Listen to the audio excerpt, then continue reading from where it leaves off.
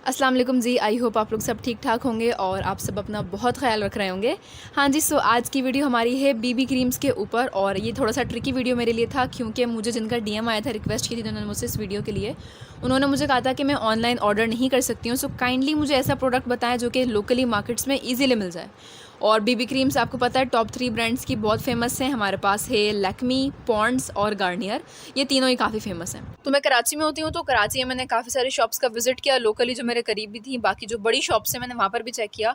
तो वहाँ से मुझे ये 3 मिली और हर जगह मज़े की बात तीनों सेम ही अवेलेबल हैं। और इंडिया में भी मैंने काफ़ी सारे ऑनलाइन देखे हैं लिंक्स वगैरह से, तो वहाँ पर भी आपको यही चीज़ एग्जैक्टली मिल जाएगी। लेकिन फ़न फैक्ट, तीनों ही चीज़ें ओरिजिनल नहीं हैं, तीनों ही चीज़ें मास्टर कॉपीज़ हैं। मैंने इसका बारकोड स्कैन किया था तो मुझे उससे आइडिया हो गया कि ओरिजिनल नहीं है ये, बट आपको पाकिस्तान और इंडिया दोनों जगह बहुत इजीली लोकली हर मार्केट पे, हर मेकअप की शॉप पे मिल जाएंगी ये। अच्छा, अगर आप ओरिजिनल बाय करना चाहें तो भी आप नहीं कर सकते एटलीस्ट पाकिस्तान में, क्योंकि यहाँ पे जो भी हाई एंड मेकअप सेल कर रही हैं वेबसाइट्स जैसे कि वेगास है, नाहिद स्टोर है, इसके अलावा बैग गैलरी है, तो वहाँ पे कहीं पर भी ये चीज़ें स्टॉक में है ही नहीं। मतलब किसी एक वेबसाइट पे एक प्रोडक्ट भी मुझे स्टॉक में नहीं दिखा, तो सारे आउट ऑफ स्टॉक चल रहे हो काफ़ी टाइम से, 1-2 महीने से मैं चेक कर रही हूँ बार बार। सो यस, ये ओरिजिनल मिलना आपको थोड़ा सा मुश्किल है वैसे भी। तो अच्छा, मैंने अपना रिव्यू स्टार्ट करती हूँ क्योंकि बातें हमने बहुत ज़्यादा कर ली हैं। सबसे पहले मेरे पास है लैक्मी की 925 बीबी क्रीम। आपको बहुत आराम से इंडिया में भी मिल जाएगी और पाकिस्तान में भी। प्राइस इसके कुछ अबाउट 300 to 500 है, मतलब मुझे ये मिली थी 350 की शायद, तो आपको आई गेस 400 तक तो वैसे मिल ही जाएगी ये। अच्छा, इसकी पैकेजिंग आप देख लें, कार्डबोर्ड का ये बॉक्स है, मेटालिक कॉपर कलर का शेड है और अंदर से ये ट्यूब है। काफ़ी ज़्यादा इसमें क्वांटिटी है, 70 ग्राम के करीब है। बाकी अंदर से भी काफ़ी लग्जूरियस ये कोई ट्यूब लगती है। मैं आपको इसका स्वेच दिखाती हूँ। हाँ जी, तो यहाँ पर आप देख लें स्वेच, इसका शेड मुझे इसका लकीली बिल्कुल सेम मिल गया था, वरना बीबी क्रीम्स में शेड बड़ी मुश्किल से मिलता है। अच्छा, इसको अप्लाई करने के बाद सबसे पहली चीज़ जो मैंने नोटिस की वो ये थी कि ये काफ़ी अच्छे से ब्लेंड हो रही है और अप्लाई करने के बाद बिल्कुल फील ही नहीं हो रही थी कि फेस पे कुछ लगाया हुआ है। इतना लाइट वेट इसका टेक्सचर है, तो मुझे उस पॉइंट ऑफ व्यू से काफ़ी अच्छा लगा कि हाँ, ये बहुत ईजिली ब्लेंड होता है, with in a few seconds blend हो जाता है और लाइट वेट है, फील भी नहीं होता कुछ लगाया है। बस इसका एक थोड़ा सा नेगेटिव पॉइंट है और वो ये है कि इसकी कवरेज लो है, यानी कि अगर आपके फेस पे ज़्यादा डार्क स्पॉट्स हैं, ज़्यादा पिगमेंटेशन है, आपको जो हाइड करनी होती है, तो फिर शायद आपके लिए नहीं है, वरना आपको कंसीलर यूज़ करना पड़ेगा इसके साथ।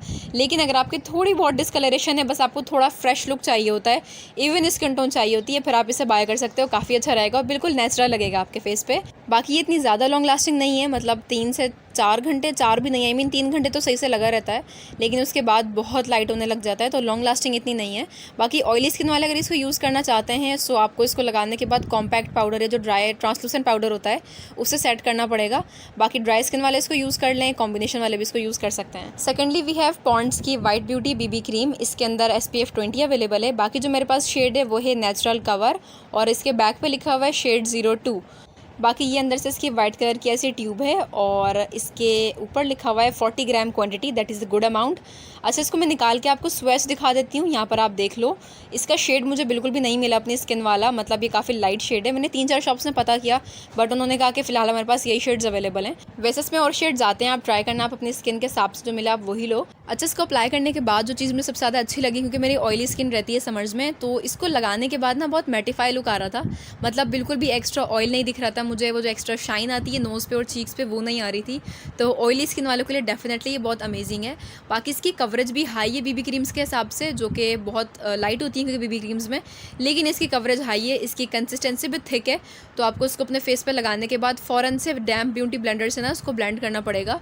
And out of all these foundations यही है जो कि सबसे ज़्यादा लॉन्ग लास्टिंग है, मतलब काफ़ी देर तक लगी रहती है, 4 से 5 घंटे तो बिल्कुल आपके फेस पे सेम एज इट इज़ रहती है।